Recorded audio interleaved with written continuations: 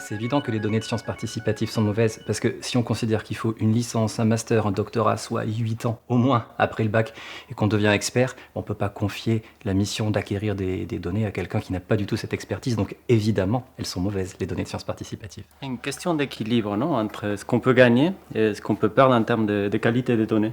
Par exemple, nous, on peut avoir besoin d'accéder à des données chez des participants et finalement, ces données elles vont être peut-être de moindre qualité que celles obtenues dans le labo, mais ça peut être des données plus rares, plus difficiles à trouver, qu'on peut trouver uniquement dans des conditions de vie réelles auprès de nos participants. En fait, tout dépend de la manière dont elles ont été collectées et de la manière dont le protocole aussi a été diffusé auprès des participants.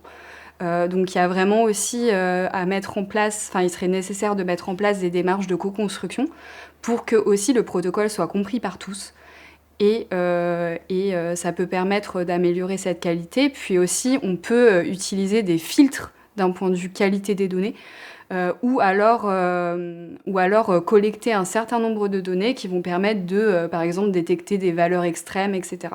Il y a un risque que la donnée ne soit pas optimale, mais on a des garde-fous avant le projet, pendant et après le projet pour faire que ces données puissent être exploitées malgré le fait qu'elles n'aient pas été acquises par des experts. Effectivement, pour améliorer la qualité de ces données-là, c'est très important de co-construire avec les participants de nos projets en recherche participative les méthodes qu'on souhaite mettre en place pour collecter ces données ou ces méthodes ou ces échantillons parce qu'ils vont nous permettre finalement d'optimiser la qualité de ces données. Donc, dans le cadre du projet Fichola, qui est en fait une application smartphone pour la pêche qui a été co-construite avec les pêcheurs amateurs, on a utilisé cette application, mais sur la base en fait d'un historique aussi de sciences et recherche participative, où à la base c'était des carnets.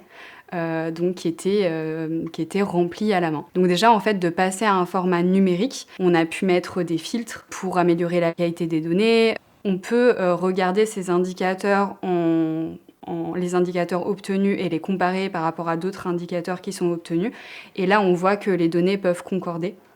Donc ça permet en fait de valider en quelque sorte les données. Donc je pense que ça, c'est une étape qui est aussi très importante voilà, si on a des suivis existants ou des recherches existantes, de faire une sorte de tuilage et de vérifier d'une certaine façon la qualité de ces données.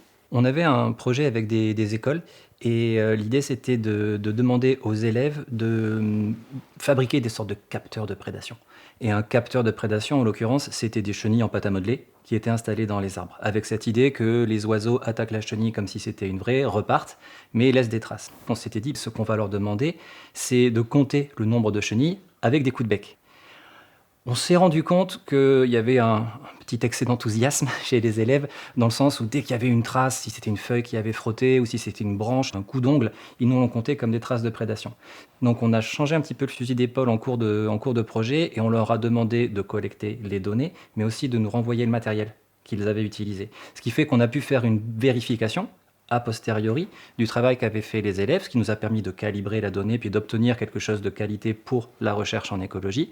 Mais surtout, c'est que ça nous a permis de rédiger un article méthodo qui explique quels sont les garde-fous qu'il faut mettre en œuvre pour pouvoir travailler avec un public un peu particulier, qui est le public scolaire. Si on veut aller vers une meilleure qualité des données en recherche participative, il faut absolument innover, il faut aller plus loin, il faut aller vers les participants.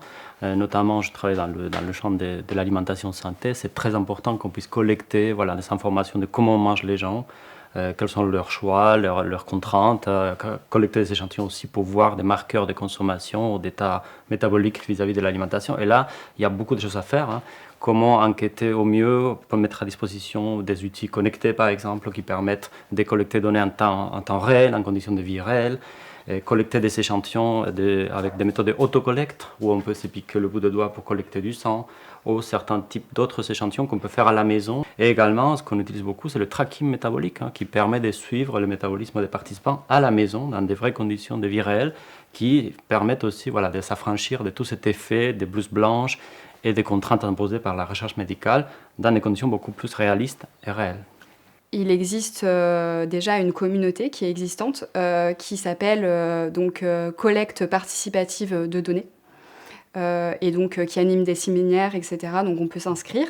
Et puis il y a également le réseau SISTAT qui est coordonné par INRAE et qui permet d'obtenir de l'appui pour l'analyse des données, donc des outils statistiques, etc. Donc on peut les contacter.